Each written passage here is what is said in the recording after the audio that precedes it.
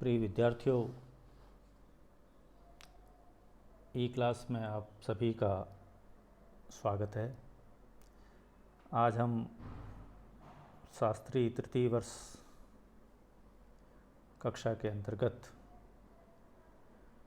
राजनीति विज्ञान के प्रश्न पत्र द्वितीय में गुट निरपेक्ष आंदोलन के बारे में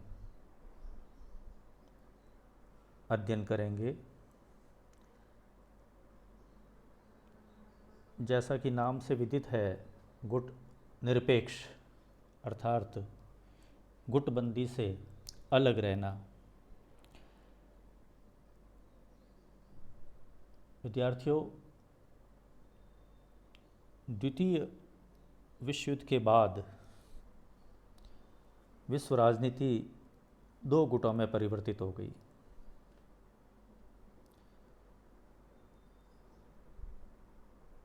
एक अमेरिका के नेतृत्व में पूंजीवादी देशों का संगठन और सोवियत संघ के नेतृत्व में साम्यवादी देशों का संगठन।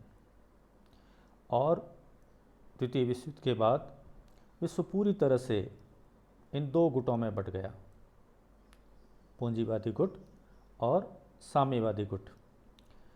और इस समय पूरे विश्व का वातावरण इस गुटबंदी के कारण शीत युद्ध में परिवर्तित हो गया। दोनों ही गुट अपने अपने गुटों को मजबूत करने के लिए नव स्वतंत्र देशों को, अफ्रीका व एशिया के जो नए स्वतंत्र देश थे, उन देशों को अपने गुट में सम्मिलित करने के लिए आर्थिक और सैन्य प्रलोभन देने शुरू कर दिए। तो द्वितीय विश्व युद्ध के पश्चात विश्व मुख्यतः दो गुटों, तो साम्यवादी सोवियत संघ और पूंजीवादी अमेरिका के मध्य बटा हुआ था। इस समय दोनों गुट एक दूसरे से मुकाबला करने के लिए सामाजिक प्रणालियाँ तथा सैनिक गुट तैयार कर रहे थे।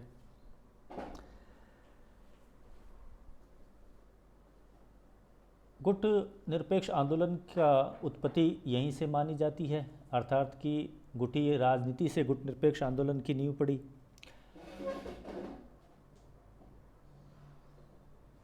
इस गुट निरपेक्ष आंदोलन का जो उद्देश्य था,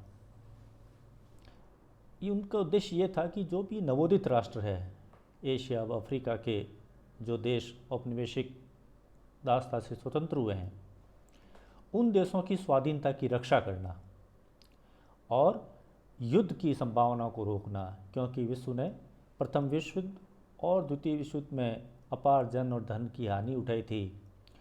दुनिया के सामने ये प्रश्न था कि अब कोई तीसरा विश्व युद्ध नहीं हो जिससे मानवता संपूर्ण, क्योंकि परमाणु तकनीक का प्रयोग हो चुका था, इसलिए देश किसी भी स्थिति में संभावित तीसरे युद्ध को रोकना चाहते थे। अर्थात गुट निरपेक्ष की जो अवधारणा है, उसके पीछे मूल धारणा ये थी कि साम्राज्यवाद और उपनिवेशवाद से मुक्ति पाने वाले देशों को शक्तिशाली गुटों से पृथक रखकर उनकी स्वतंत्रता की गारंटी देना, उनकी स्वतंत्रता को बनाए रखना। क्योंकि ये वो समय था 1945 के बाद में, जब अनेक एशिया व अफ्रीका के देश स्वतंत्र हुए थे, भारत भी इसमें सम्मिलित था। और उपनिवेशवाद से स्वतंत्र इन देशों ने स्वयं को दोनों समूहों से पृथक रखते हुए, जैसा मैंने आपको बताया स्लाइड्स में भी है, कि इस आंदोलन के स्वरूप जो नव स्वतंत्र देश थे, उन देशों ने अपने आप को गुटीय राजनीति से पृथक रखते हुए एक नए गुट निरपेक्ष आंदोलन की स्थापना की, जिसका मुख्य उद्देश्य नवीन देशों के हितों की रक्षा करना, उनकी स्वतंत्रता की रक्षा करना, उनको साम्राज्यवाद और उपनिवेशवाद की जो प्रभाव है, उस प्रभाव से अलग रखना। अब गुट निरपेक्ष आंदोलन की पृष्ठभूमि के अंतर्गत भी अपन ये देखते हैं कि ये जो नवोदित राष्ट्र है, इन राष्ट्रों पर तरह तरह का दबाव डाला जा रहा था ताकि वे उसके गुट में सम्मिलित हो जाए। जैसे मैंने बताया, उनको राजनीतिक रूप से समर्थन दिया जा रहा था, उन्हें आर्थिक व सैन्य समर्थन देने की गारंटी दी जा रही थी, और अपने गुटों को मजबूत करने का प्रयास अमेरिका व सोवियत संघ के द्वारा किया जा रहा था। लेकिन एशिया के अधिकांश राष्ट्र पश्चिमी देशों की भांति गुटबंदी में विश्वास नहीं करते थे। वे न तो सोवियत खेमे और न ही अमेरिकी खेमे अर्थात कि साम्यवाद और पूंजीवाद दोनों को अस्वीकार करते थे, अर्थात वे अब किसी वाद के साथ जुड़ना नहीं चाहते थे। और उनका विश्वास था कि वे अब दुनिया में तीसरी शक्ति के रूप में स्थापित होंगे, जो गुटों की राजनीति से अपने आप को पृथक रखेंगे। अब गुटनिरपेक्ष आंदोलन की स्थापना का जो प्रयास है, उसका जो वास्तविक श्रेय दिया जाता है वो भारत के पूर्व प्रधानमंत्री पंडित जवाहरलाल नेहरू को दिया जाता है, क्योंकि उन स्वतंत्रता से पहले 1947 से पहले ही पंडित जवाहरलाल नेहरू द्वारा एशिया व अफ्रीकी एकता के लिए प्रयास प्रारंभ कर दिए थे। और स्वतंत्रता के बाद में 1947 में एक सम्मेलन भी हुआ था। लेकिन गुटनिरपेक्ष आंदोलन का जो सबसे महत्वपूर्ण कदम था, गुटनिरपेक्ष आंदोलन की स्थापना का सबसे महत्वपूर्ण कदम माना जाता है, वो है बांडुंग सम्मेलन, जो इंडोनेशिया का एक नगर है बांडुंग। वहाँ पर 1955 में एशिया व अफ्रीकी देशों का एक सम्मेलन आयोजित किया गया, जिसमें भारत के तत्कालीन राष्ट्रपति पंडित जवाहरलाल नेहरू, मिस्र के राष्ट्रपति कर्नल नासिर, इंडोनेशिया के राष्ट्रपति सुकर्णो और यूगोस्लाव के राष्ट्रपति मार्शल टीटो, इनको ये श्रेय दिया जाता है इसकी मूल संस्थापक के रूप में कि इनके प्रयासों से ही गुटनिरपेक्ष आंदोलन की नींव पड़ी। देखिए वापस आप, भारत के तत्कालीन प्रधानमंत्री जवाहरलाल नेहरू, मिस्र के राष्ट्रपति अब्दुल नासिर, इंडोनेशिया के राष्ट्रपति सुकर्णो और यूगोस्लाविया के राष्ट्रपति मार्शल टीटो, इन नेताओं को गुटनिरपेक्ष आंदोलन की नींव डालने का श्रेय दिया जाता है।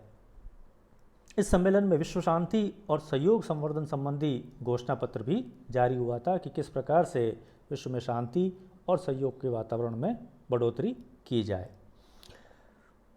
गुटनिरपेक्ष आंदोलन का जो प्रथम सम्मेलन है, ये प्रश्न आता है छोटे प्रश्नों में कि गुटनिरपेक्ष आंदोलन का पहला सम्मेलन वर्ष 1961 में बेलग्रेड में आयोजित किया गया।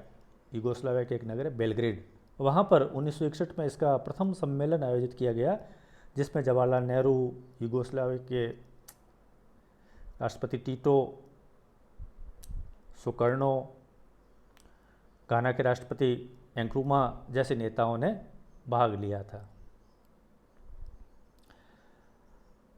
वर्तमान में गुटनिरपेक्ष आंदोलन संयुक्त राष्ट्र के बाद विश्व का सबसे बड़ा राजनीतिक समन्वय और परामर्श का मंच है विश्व स्तर पर। इस समूह में वर्तमान में 120 विकासशील देश सम्मिलित है और इसके अतिरिक्त इस समूह में 17 देशों और 10 संगठनों को पर्यवेक्षक का दर्जा भी दिया गया है।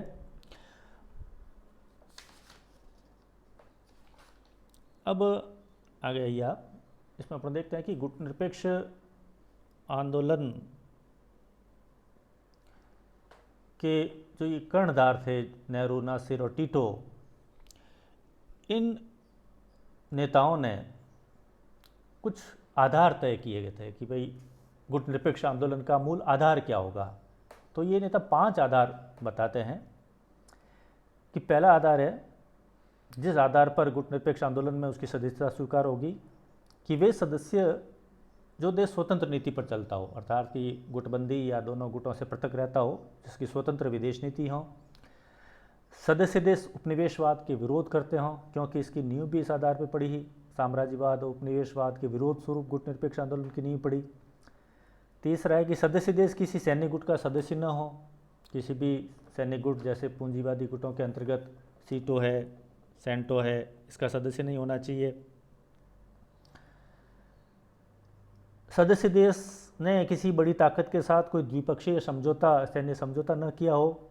और पांचवा है कि सदस्य देश ने किसी बड़ी ताकत को अपने क्षेत्र में सैनिक अड्डा बनाने की इजाज़त नहीं दी हो। तो जो ये 5 शर्तें स्वीकार करता है, उनको गुटनिरपेक्ष आंदोलन की सदस्यता प्रदान कर दी जाती है। इससे पूर्व एक चीज़ आप और देखिए कि गुटनिरपेक्ष आंदोलन का जो शब्द है, उसमें आपको कुछ नकारात्मक ध्वनि प्रतीत होती है।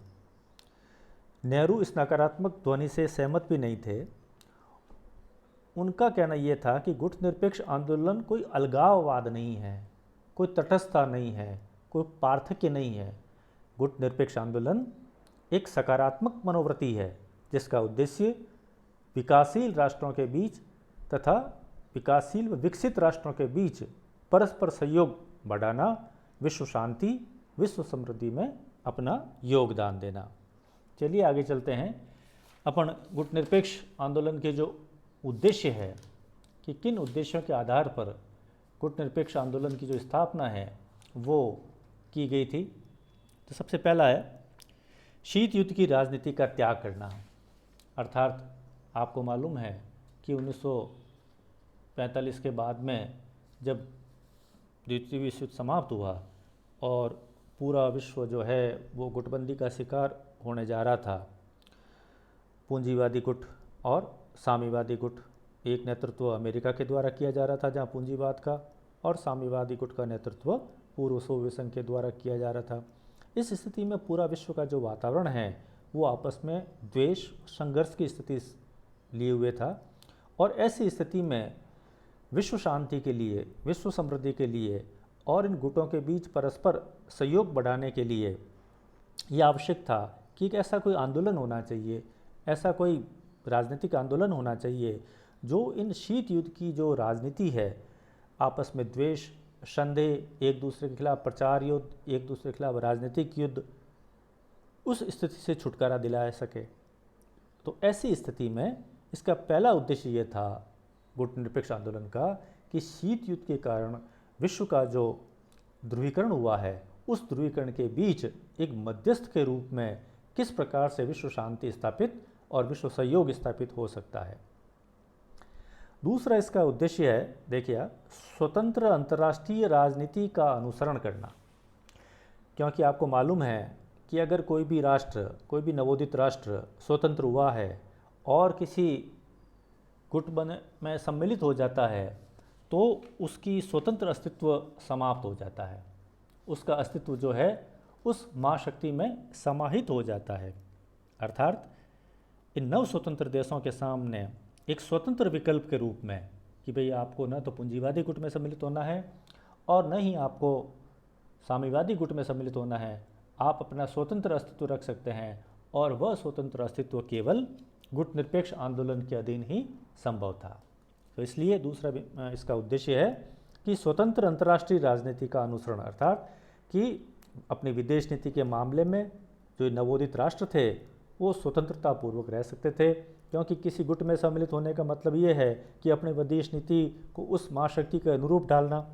लेकिन गुटनिरपेक्ष आंदोलन के कारण इन नव स्वतंत्र देशों को एक स्वतंत्र विदेश नीति का अनुसरण करने का मौका मिला, अपनी आवाज़ को विश्व मंच पर रखने का मौका मिला। तीसरा इसका उद्देश्य है सैनिक गठबंधनों से पर्याप्त दूरी। मैंने आपको बताया कि पूंजीवादी जो देश थे, इन देशों ने अपने, और साम्यवादी देश थे, इन देशों ने अपने अपने सैन्य संगठन बना रखे थे। जैसे पूंजीवादी देशों ने नाटो का गठन किया, दक्षिणी पूर्वी एशियाई देशों की सामूहिक सुरक्षा के लिए सीटों का गठबंधन किया, गुटी सैन्य गुट बना, सेंट्रल ट्रीटी ऑर्गेनाइजेशन बना, सेंटो कहते हैं जिसको। और इसकी प्रतिक्रिया स्वरूप साम्यवादी देशों ने भी अपना एक सैन्य गुट का निर्माण किया 1955 में, जो वार्सा पैक्ट के नाम से जाना जाता है। ये सैन्य गुट सामूहिक सुरक्षा की बात करते थे, अर्थात इन पर किसी भी देश का आक्रमण होता है इस गुटों पर तो मिलकर प्रतिकार करते थे। इससे क्या हुआ कि पूरा विश्व का जो वातावरण है वो शस्त्रीकरण की ओर बढ़ा, विश्व सैन्यीकरण की ओर बढ़ने लगा और पुनः तृतीय विश्व युद्ध की संभावनाएं बनने लगी। इस स्थिति में जो गुटनिरपेक्ष राष्ट्र थे वो इन सैनिक गुटबंधनों से पृथक रहे, क्योंकि अगर आप पूंजीवादी गुट में सम्मिलित होते थे तो आपको सैन्य गुटों में सम्मिलित होना पड़ता था, साम्यवादी गुट में सम्मिलित होते थे तो उनके सैन्य गठबंधन में सम्मिलित होना पड़ता था। लेकिन उनके सामने विकल्प था कि वो दोनों में से किसी भी गुट में सम्मिलित नहीं हो रहे हैं और न ही सैनिक गठबंधनों में सम्मिलित हो रहे हैं। उनसे उन्होंने पर्याप्त दूरी रखने का उनको अवसर मिला। चौथा जो गुटनिरपेक्ष आंदोलन का उद्देश्य है वो है साम्राज्यवाद और उपनिवेशवाद का विरोध। अर्थात क्योंकि एशिया व अफ्रीका कि इन नवोदित देशों ने वर्षों तक यूरोपियन औपनिवेशिक जो देश है, इन देशों की गुलामी सही थी, जिसके कारण से वर्षों बाद ये स्वतंत्र हुए। अब वो खुली हवा में सांस ले रहे थे। इसलिए इसका प्राथमिक उद्देश्य यही है कि उसमें वे देश सम्मिलित है जो साम्राज्यवाद का विरोध करते हैं, किसी भी रूप के साम्राज्यवाद के किसी भी रूप का विरोध करते हैं और उपनिवेशवाद का विरोध करते हैं। चौथा इसका उद्देश्य है रंग भेद की नीति के विरुद्ध संघर्ष की निरंतरता। गुटनिरपेक्ष आंदोलन के सम्मेलनों में, विशेष रूप से दक्षिणी अफ्रीका में, जो रंग के आधार पर, नस्ल के आधार पर मानव के बीच जो भेदभाव किया जाता था, गुटनिरपेक्ष आंदोलन ने अपने मंच से इस दक्षिणी अफ्रीकी सरकार की जो रंग भेद नीति थी उसका विरोध किया और अंततः 1992 में दक्षिण अफ्रीका जो है उस गोरी सरकार के अत्याचारों से मुक्त हुआ। नेक्स्ट है उद्देश्य गुटनिरपेक्ष आंदोलन का, मानवाधिकारों की रक्षा करना। मानवाधिकार क्या है कि एक मनुष्य को मनुष्य के होने के नाते जो मूलभूत अधिकार चाहिए, जो मूलभूत अधिकार होने चाहिए, वो उन लोगों को कैसे मिल सकते हैं। उनके नागरिक अधिकार, उनके सामाजिक अधिकार, उनके राजनीतिक अधिकार, उनके आर्थिक अधिकार किस प्रकार से मिल सकते हैं। इसलिए गुटनिरपेक्ष आंदोलन ने दुनिया के किसी भी देश में जहां मानवाधिकारों का उल्लंघन हो रहा हो, जहां मानवाधिकार से लोगों को वंचित किया जा रहा हो, गुटनिरपेक्ष आंदोलन के प्रत्येक शिखर सम्मेलन में इसका विरोध किया गया और इस मंच पर उन लोगों की आवाज़ को उठाया गया। तो इस प्रकार से गुटनिरपेक्ष आंदोलन के जो उद्देश्य है कि किन उद्देश्यों को लेके इस आंदोलन की स्थापना की गई थी, इसके बारे में अपन ने चर्चा की। इसके अलावा स्वतंत्र विदेश नीति, ये कुछ आर्थिक कारक भी थे कि जो नव स्वतंत्र देश थे उन देशों की जो आर्थिक स्थिति थी वो काफ़ी दयनीय थी, क्योंकि हाल ही में स्वतंत्र हुए थे, वर्षों तक वो औपनिवेशिक दासता के शिकार रहे थे। तो उस समय उन देशों का मुख्य ध्येय ये था कि किस प्रकार से अपने आर्थिक विकास को बढ़ावा दे सके, और आर्थिक विकास के लिए न तो उनके पास में पूंजी थी और न ही उन निर्धन देशों के पास में कोई तकनीक कौशल था। तो अतः उन्होंने अपनी वैदेशिक अर्थनीतियों को इस प्रकार से मोड़ा कि उन्हें कोई भी चीज़ अगर किसी अन्य देश से मिलती है तो बिना शर्त मिले, क्योंकि यदि वो किसी गुट में सम्मिलित हो जाते थे तो दूसरे गुट के लाभों से वो वंचित रह सकते थे। इसलिए मुख्य रूप से आर्थिक कारण भी इसमें एक और जुड़ जाता है कि इन नव स्वतंत्र देशों की जो आर्थिक स्थिति थी वो काफ़ी निम्न थी और वो किसी भी गुट में सम्मिलित होकर किसी दूसरे गुट से आर्थिक संबंधों में वो पृथक होना नहीं चाहते थे। तो इन उद्देश्यों को लेके इस गुट निरपेक्ष आंदोलन की नींव पड़ी। अब देखिए गुट निरपेक्ष आंदोलन की जो संरचना होती है कि किस प्रकार से इसमें कार्य होता है, कार्य प्रणाली किस प्रकार से होती है, तो इसमें मुख्य रूप से 3 स्तर बताए गए हैं। एक तो इसका एक समन्वय ब्यूरो होता है जो लगातार एक एग्जीक्यूटिव की तरह कार्य होता है, कोऑर्डिनेशन करता है और किस प्रकार से गुट निरपेक्ष आंदोलन जो है वो सक्रिय और एक उपयोगी भूमिका निभा सके। दूसरा इनका मंत्री स्तर का सम्मेलन होता है कि इन सदस्य देशों के जो विदेश मंत्री है वो समय समय पर मिलते रहते हैं। और तीसरा सबसे बड़ा जो होता है वो होता है इनका शिखर सम्मेलन, जो प्रति 3 वर्ष आयोजित होता है, जिसमें इन देशों के शासनाध्यक्ष व राष्ट्राध्यक्ष भाग लेते हैं। सबसे पहला है, देखिए आप इसमें संरचना में कि राष्ट्राध्यक्षों के सम्मेलन, जिसको शिखर सम्मेलन के नाम से जानते हैं, प्रति 3 वर्ष होता है। यह कि राष्ट्राध्यक्ष के सम्मेलन में सभी सदस्य देशों के राष्ट्राध्यक्ष सम्मिलित होते हैं तथा ये सम्मेलन प्रत्येक 3 वर्ष के अंतराल पर आयोजित होता है और सम्मेलन आयोजित करने वाले नवीनतम मेज़बान देश के मुख्य कार्यकारी पदाधिकारी के नाम के अध्यक्ष के रूप में यह सम्मेलन में कार्य संपन्न होता है।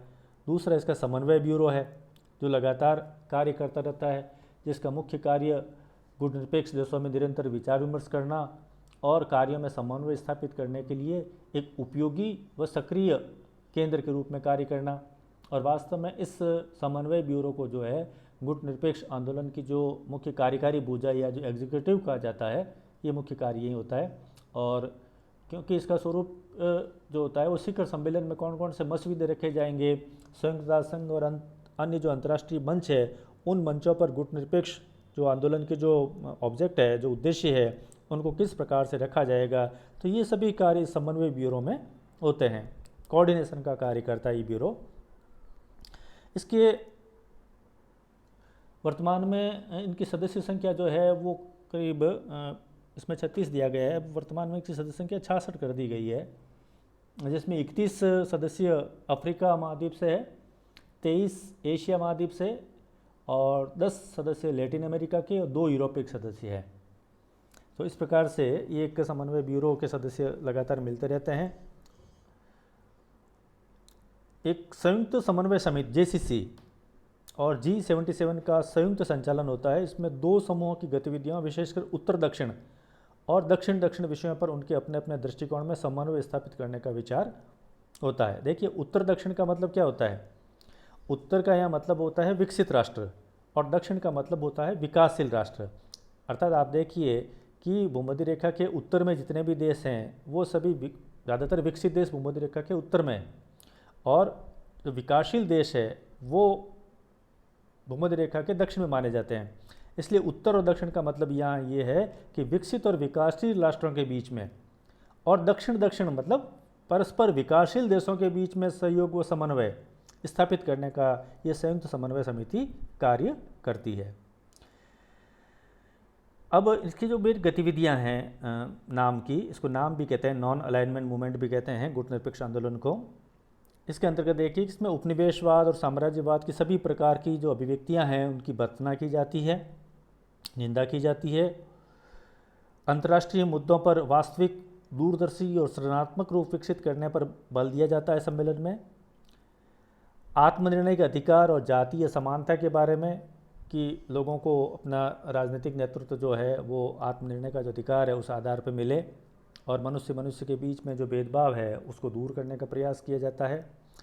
स्पेशली परमाणु अस्त्रों पर प्रतिबंध और व्यापक परमाणु अस्त्र निषेध संधि की लगातार मांग करना, क्योंकि इसका उद्देश्य ये है, आपको मालूम होना चाहिए कि 1954 में जो न्यूक्लियर शस्त्रों का परीक्षण पर प्रतिबंध लगाने के लिए नाम में जो प्रस्ताव रखे थे मीटिंग में, और उन प्रस्तावों के आधार पर ही 1963 में जो आंशिक परीक्षण प्रतिबंध संधि फलीभूत हुई थी। इसका जो उद्देश्य है वो था कि किस प्रकार से विश्व में परमाणु जो परीक्षण हो रहे हैं और परमाणु शक्ति की जो प्रतिस्पर्धा हो रही है उसको कैसे रोका जाए, क्योंकि परमाणु हथियारों के बारे में जिस गति से बढ़ रही थी उस समय श्रीमती गांधी ने देखिए कहा था कि इस गुटनिरपेक्ष आंदोलन से शांति का मार्ग प्रशस्त हुआ है, क्योंकि जो 1963 की जो आंशिक परीक्षण संधि हुई थी इस पर प्रतिक्रिया देते हुए और उसमें नाम की भूमिका के बारे में आगे कहा था कि गुटनिरपेक्ष आंदोलन से शांति का मार्ग प्रशस्त हुआ है और मानव प्रतिष्ठा और समानता का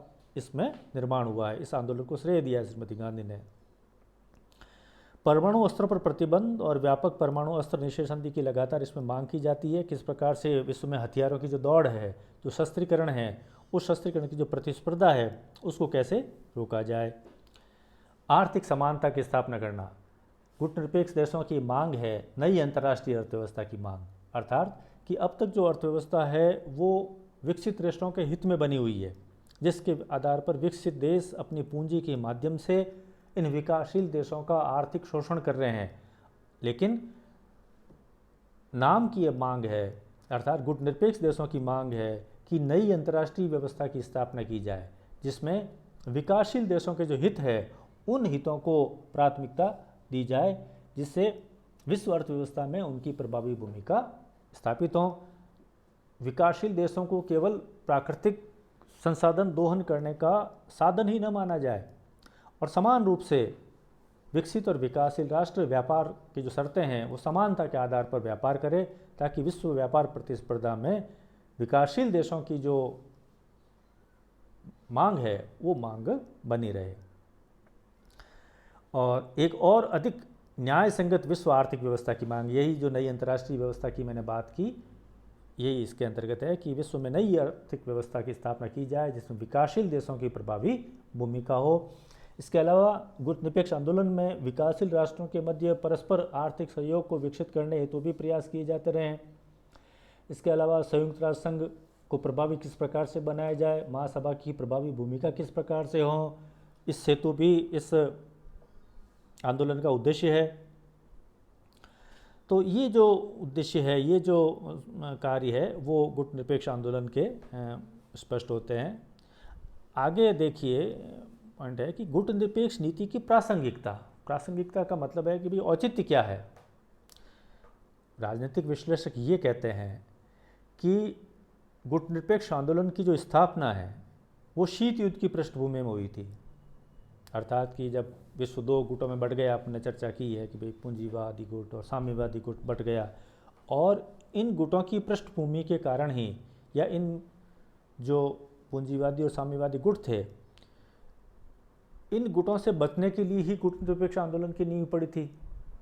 और चूंकि 1990 के बाद में और 1991 के बाद में जब सोवियत संघ का अवसान हो गया, अर्थात कि साम्यवादी गुट लगभग समाप्त हो गया और अब विश्व में कोई गुटबंदी है ही नहीं, तो ऐसी स्थिति में गुटनिरपेक्ष आंदोलन का कोई औचित्य नहीं रह जाता। विद्वान ये मानते हैं कि जब गुट ही नहीं है तो कैसी गुटनिरपेक्षता। लेकिन आपको ये ध्यान रखना चाहिए कि गुटनिरपेक्ष जो आंदोलन था, जो नीति है, उसका उद्देश्य केवल ये नहीं था कि इन गुटों के अस्तित्व की इसको बना रहना है। इसके व्यापक उद्देश्य थे। गुट समाप्त हुए तो इसका केवल राजनीतिक उद्देश्य समाप्त हुआ है, पूर्ण हो गया कि भाई अब विश्व जो है वो राजनीतिक आधार पर दो गुटों में नहीं बटा हुआ है, जबकि इसके आर्थिक उद्देश्य जो है, इसके जो सामाजिक उद्देश्य जो है, मानव की गरिमा स्थापित रहे, इसके जो उद्देश्य है, राष्ट्रों की स्वतंत्र विदेश नीति का उद्देश्य है, तो ऐसे बहुत कुछ उद्देश्य अभी भी इसके पूरे होने बाकी है। इसलिए अपन ये मानते हैं कि गुटनिरपेक्ष आंदोलन का केवल राजनीतिक उद्देश्य पूरा हुआ है, लेकिन इसके आर्थिक व सामाजिक उद्देश्य अभी भी पूरे होने हैं।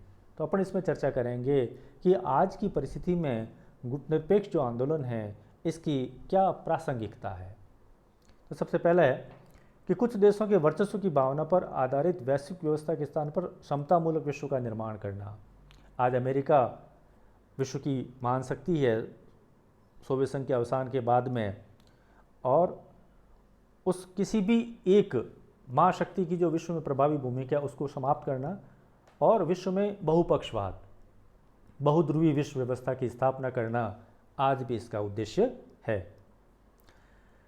दूसरा, आज इसकी प्रासंगिकता है कि शांतिपूर्ण तरीके से विश्व की समस्या का समाधान करना। गुटनिरपेक्ष आंदोलन के जो प्रतिवर्ष सम्मेलन होते हैं उसमें इसी बात पर बल दिया जाता है कि राष्ट्रों के बीच में परस्पर जो द्विपक्षीय विवादित मुद्दे हैं, उन विवादित मुद्दों का किस प्रकार से शांतिपूर्ण ढंग से समाधान ढूंढा जाए। तीसरा है वैश्विक अर्थव्यवस्था में कमजोर देशों के हितों की सुरक्षित रखते हुए समस्त विश्व के आर्थिक उत्थान का प्रयास करना, क्योंकि नई अंतर्राष्ट्रीय व्यवस्था की मांग जो है वो अभी भी पूरी नहीं हुई है। आज भी जो विकासशील देश विश्व व्यापार प्रतिस्पर्धा में पिछड़ रहे हैं, इसलिए उन गरीब या उन विकासशील जो देश है, उन देशों के जो आर्थिक हित है, वो आर्थिक हित आज की विश्व अर्थव्यवस्था में कैसे सुरक्षित हों, ये भी गुटनिरपेक्ष आंदोलन का उद्देश्य है। अगला देखिए, विश्व में मौलिक अधिकारों की रक्षा करना। नागरिकों के जो मूलभूत अधिकार है, उनके राजनीतिक अधिकार है, उनके सामाजिक अधिकार है, उन अधिकारों का संरक्षण कैसे किया जाए, और उन अधिकारों के संरक्षण के साथ साथ लोगों की जो मौलिक स्वतंत्रताएं हैं, उन स्वतंत्रता की रक्षा किस प्रकार से हों, ये आज भी एक चुनौती है। इसलिए गुटनिरपेक्ष आंदोलन की जो प्रासंगिकता है वो आज भी बनी हुई है। अर्थात अपन निष्कर्ष के रूप में ये देखते हैं कि ये जो गुटनिरपेक्ष आंदोलन ने राष्ट्रों की स्वतंत्र विदेश नीति के सिद्धांत देकर जो नवोदित राष्ट्र थे एशिया व अफ्रीका के, उन्हें एक मंच उपलब्ध करवाया ताकि वो उस मंच पर अपनी आवाज़ रख सके और सैनिक टकराव की दिशा से अपने आप को रोक सके। इसके साथ ही गुटनिरपेक्ष आंदोलन ने शीत युद्ध के तनाव को कम करने के लिए तथा विश्व में शांति स्थापित करने के लिए इसने अपना योगदान दिया है।